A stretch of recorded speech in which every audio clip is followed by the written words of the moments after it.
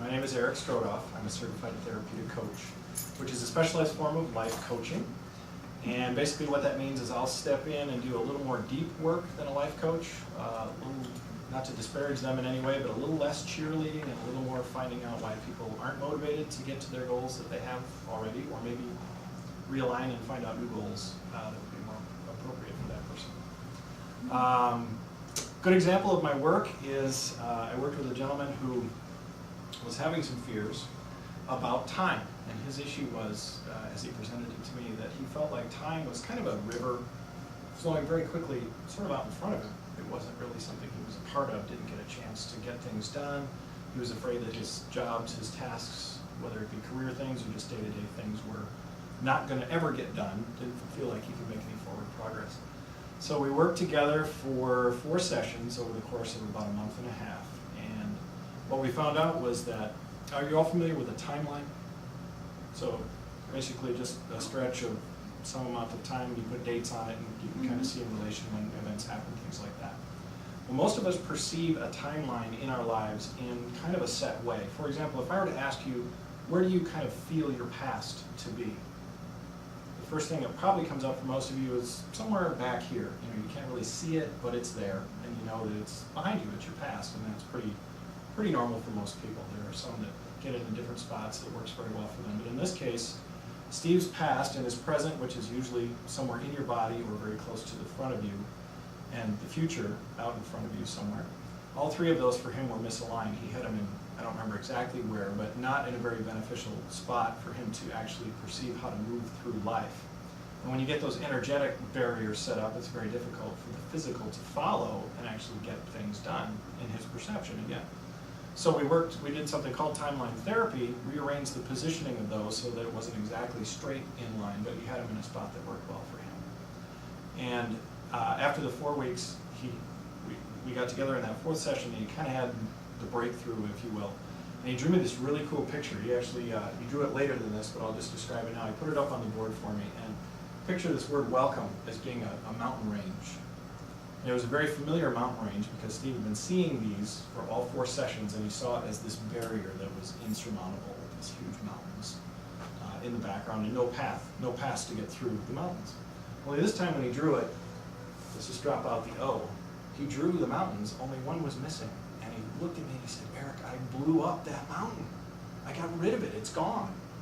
And the cool part was, another cool part was there's this road winding towards that pass in the mountains. And he said, Eric, I'm in a semi, and I'm driving the thing, and it's going on that path, and it's going to go right through that pass in the mountains.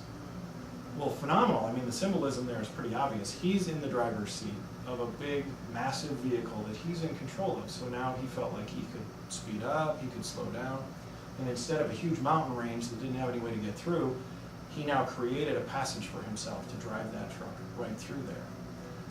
Talked to him 1 to 2 weeks later, something like that. And it was interesting because he said, Eric, I still perceive time to be moving very quickly, but I'm part of it. I'm not just watching it, I'm actually getting things done, and it still seems like there's a few too many tasks every day to get done, but I've also realized that some of them don't have to get done every day. And it was much more comfortable for him, and you could see it. I mean, you just walk differently, his shoulders are lower. When you get stressed, your shoulders go up in your ears. He just looked physically more comfortable and more relaxed. So that's the kind of work that I do. I help people through issues like that. I also work with folks that are pretty content, but they've seen something in addition to the success that they've had that's a little bit more. They want to take it to the next level. They want to get one more step along the way to whatever it might be, a different job description, some hobby that they wanted to take up, pretty much anything. So it's quite a wide spectrum. I've worked with any number of people from all different walks of life, from literally a homeless person to sociology professors at St. Kate's and St. Thomas, and anywhere in between. And they're all fascinating people because I get to learn right along with them. So as they grow and learn, my experience can be tied directly to it because I learn things that I can use for my life too, which is great. I really enjoy that. So that's a little bit about my work. What I'd like to start with tonight before we get into the hardcore fear is I'd like to just make sure everybody is as relaxed as we can be. So I know these are folding chairs, but if you can kind of settle in, get yourselves comfortable. I'd like to just start by breathing a little bit. And if you've ever heard of belly breathing, this is not where you Breathe in and expand your chest. This is actually relaxation breathing, where you picture the air and feel the air going as deep into your abdomen as you possibly can. So you breathe in through the nose and out through the mouth. So just take a couple of breaths with me at your pace, in through the nose.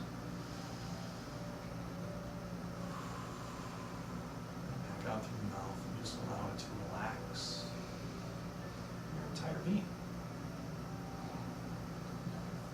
That's within your neck, shoulders drop a little bit out of your ears, that's good. If your arms need a little shake it out, that's a good thing too. Stay as relaxed as you can.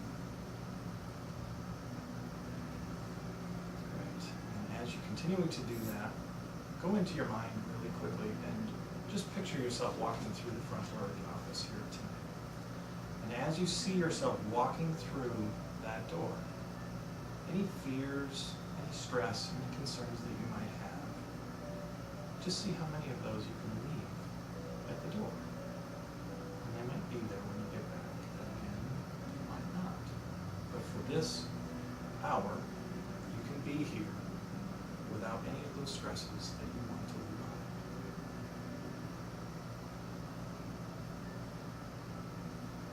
When you have a good picture of that in your mind, go ahead and come back with me.